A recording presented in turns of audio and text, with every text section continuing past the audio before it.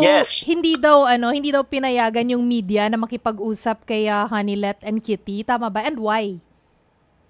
Parang nung una, parang mukhang open pa si Kitty Duterte na makipag-usap dahil pinapansin naman niya, no? Pero may mga video na nagpakita na pinaalalahanan siya ng kanyang ina to siguro to tone down or not to say anything, kaya hindi na nagsalita after nung marinig nga siya magsabi ng kanyang birthday wish sa kanyang ama. Thank you naman sila ng thank you bilang mga ina. Lumibot sila doon sa park or sa lugar kung saan malapit sa penitentiary.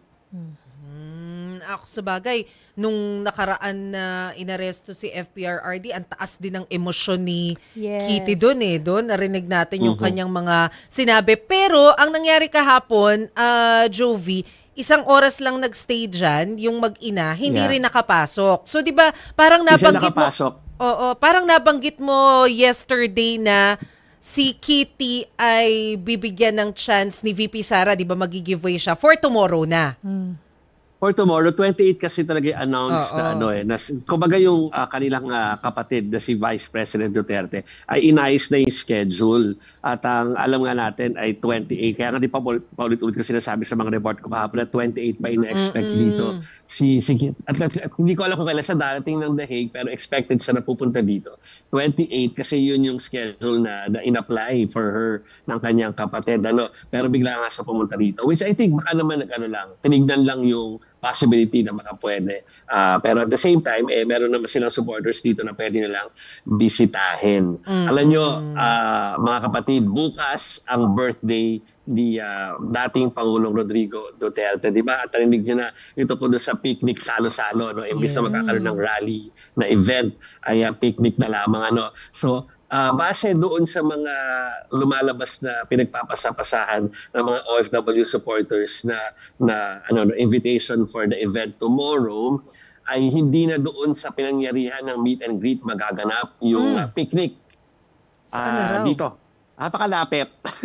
Inutour ko kayo, ha? Kasi kung ito yung penitentiary sa likod ko, tatawid ka lang. Familiar na tayo dyan, Parang nakarating na nga rin tayo, eh. Oo. Tapos yung mga bahay sa paligid.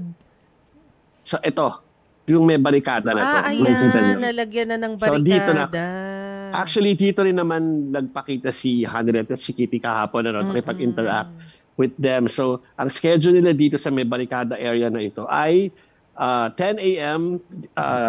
Oras sa The Hague hanggang 3:00 ng hapon. Pero alam nyo, hindi lang naman sila yung magkakaroon ng event or matitipon-tipon bukas dahil yung mga anti-Duterte forces ay magpupunta rin o magkakaroon din ng activities tomorrow pero sila ay bandang hapon naman para hindi sabay at makover ng kakaunting media from the Philippines na nandito ngayon, Mase. So hindi naman sila magkakatagpo sa area? Hindi sila magkakatagpo. Hindi sila magkakatagpo. Pero done on purpose ito ng mga authorities dyan or nagkataon lang na ganun?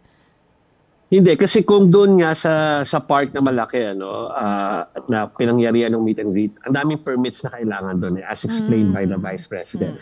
Kung dito nga naman, ang re-request lang is perimeter fencing para lang maging maayos, tapos nakahanda na yung mga lalagyan ng trash, tapos siguro meron dating portalet dito anytime na.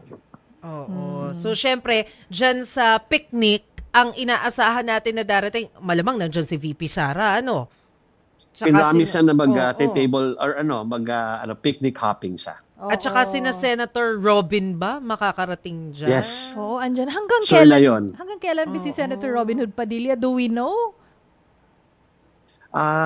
Pag tinatanong siya kasi dito, every afternoon dumarating siya. Sinasabi niya hanggat kaya nandito siya dahil bilang pagsuporta sa kanyang parang tinuturing na padre or father. Pero indefinite pala. Oo, siya ang campaign manager ng PDP Laban, ha? Hindi sila masyadong active ngayon sa pangangampanya. Actually. Oo. Yes. And at the same time, senador siya. Yes, senador pa siya. Oo, meron din siyang mandate as a legislator. Oo nga naman. Yeah. Tapos, dun sa kabilang activity, Jovi, yung kasama yung mga victims, sino yung mga inaasahan natin doon? Baka may mga known personalities din doon. I wonder kung darating si former Senator Laila De Lima. Kasi sinabi nasa Roma pa, no? Hindi natin alam kung makadating siya for that. Pero alam natin na yung mga lawyers na usual kasama si Attorney Conti at si Attorney Andres ay merong possibility na sumama or kaya ay magbigay ng mensahe. Pero hindi pa sure yun dahil ang alam ko nasa, like si Attorney Conti ay nasa parang lecture tour pa. Around dito lang naman sa Belgium. Ay, sa Belgium tuloy. Sa Dahig. Sa Belgium siya, na malapit lang sa Dahig. Okay. Kala ko gusto mo nang pumunta ng Belgium. Oo nga. Alam mo, bigla ako naisip chocolate. Yes, syempre. 3 stops away, Chiki. 3 stops away. Pwede. Yeah. Okay.